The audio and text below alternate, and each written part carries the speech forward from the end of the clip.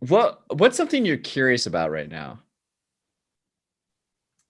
I am curious about, I guess, with my new revelation of COVID, my main curiosity that I think of all the time is the inner workings of the brains of a child. I am, I always keep saying I'm working on this YouTube channel that I have yet to start, but I spend a lot of time with kids who talk and kids who don't talk yet. Yeah. And it's really interesting to see the similarities between the things I hate about grown-ups and the things that are annoying about children. Um, Wait, uh, say that again? it's really interesting to see the similarities between the things I hate about grown-ups and the annoying things that kids do.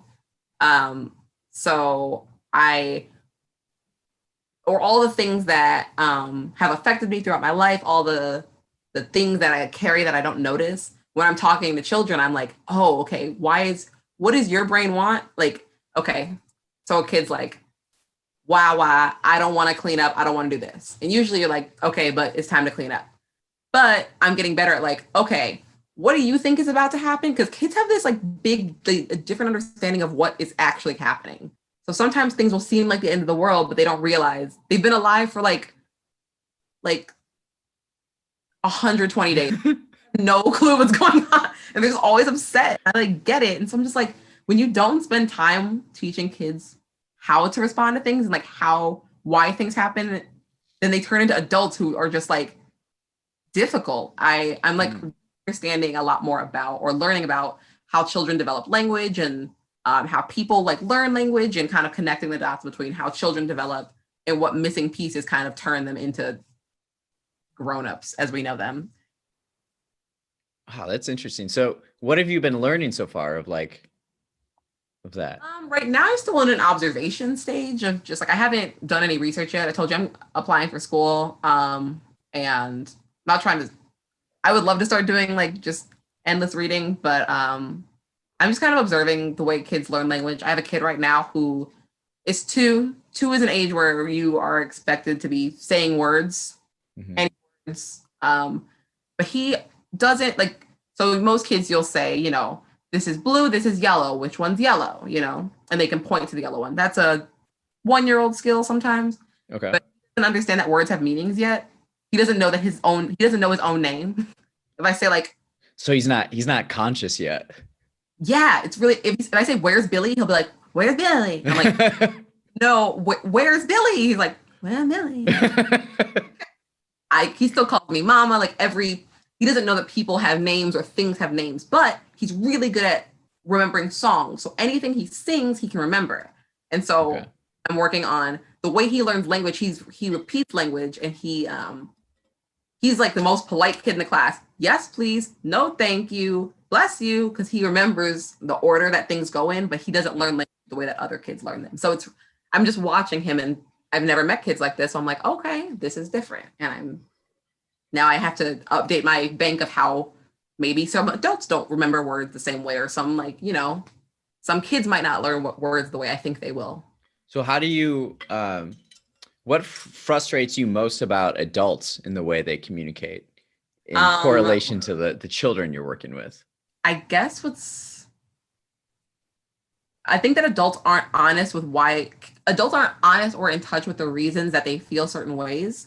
So like a child, I see that you're crying, you're upset because we can't do this. But sometimes adults don't think about all those steps because they're not guided to know why they're feeling emotions and the feeling of helplessness of an emotion, but you don't know either how to name the emotion or what to do with that feeling is like it's frustrating for an adult. So they'll be sad, they'll be mad, but they'll turn it into projecting, oh, you did this, you did that, instead of saying like, I feel upset because this happened. And that's an important skill for adults to be able to say, I'm feeling like this because, and like knowing why they're feeling away. So why do you think adults have a hard time with that? Because a lot of time, parents and teachers they have things to do and we're on the move, and it's like, we don't have time to talk about why you're feeling sad. I just need you to put the coat on and get out of here. Like, we're not going to do this all day. And, it's, But adults though, like why do Because if you've never trained your brain to really process the reasons you're feeling emotions, then they just turn into, so like for an example, let's say I don't want to put on my coat and I'm crying and I'm feeling upset, and maybe that turns into like people are always kind of telling me what to do, but I don't know, I'm not in control of what I'm doing, you know. Mhm.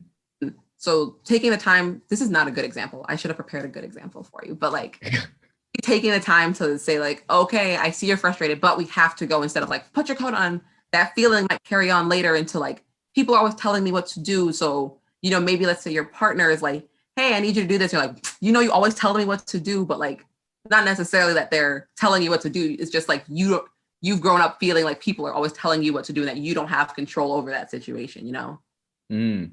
Something that could follow you. Like, that's just an example of something that I think could follow an adult into an age where they're like projecting the fact that they're feeling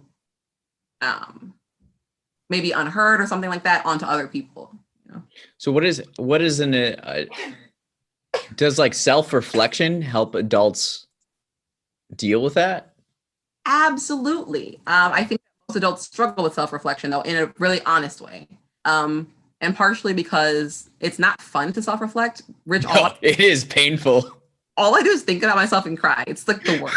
Oh, poor Carlita. I have so many journals of just like, Oh no.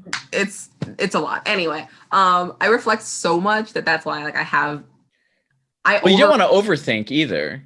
Oh no. You think I'm not gonna overthink?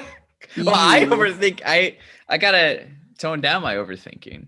It's honestly though, I like really hit a few. I call it self-therapizing. I have saved a bunch of money, wasted a lot of years, but look, I finally made some great strides. But yeah, it does take an awareness. It does take, and I think I trust you, Rich, to be able to understand yourself more than I trust other people. I think that you seem like a person that is thinking about your place, your position in the world, and a person who is open to other people telling you their perception of you. Some people Yeah. aren't open to people telling them, oh, here's how I viewed you. And some people aren't open to really considering their position in the world, you know? Or constructive criticism. Yeah. Way. Yeah. Right. So like I Is it that bunch and we build this identity of ourselves in our head, and we don't want any information to tell us otherwise or break that identity because it's so painful. So then we limit our experiences and we limit who we talk to and what we see so that it doesn't damage that identity that we've created for ourselves. that's the ego, my friend. And yes, that is Yeah. accurate. I have my own brand in my mind. And even though it's sometimes I forgot what I was reading, but it was basically saying that it sometimes even hurts to let go of things that you don't like, but just things that you've always had, you know.